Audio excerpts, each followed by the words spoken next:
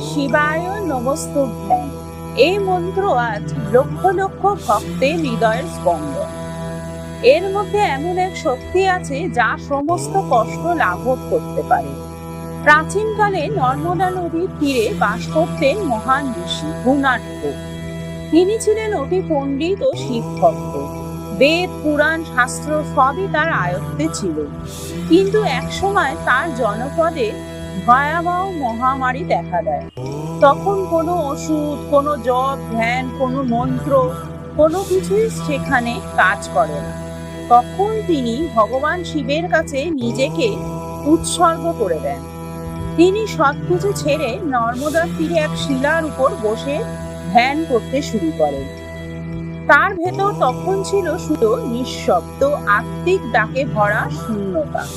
আর সেই গভীর ধ্যানের মধ্যে থেকে অন্তর থেকে ধ্বনিত হতে শুরু করলো শ্রী শিবায় নমস্তুভ্যং।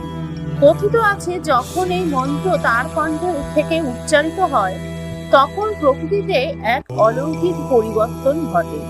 আকাশ থেকে অমৃত বর্ষণ হয় এবং মহামারী দূর হয়।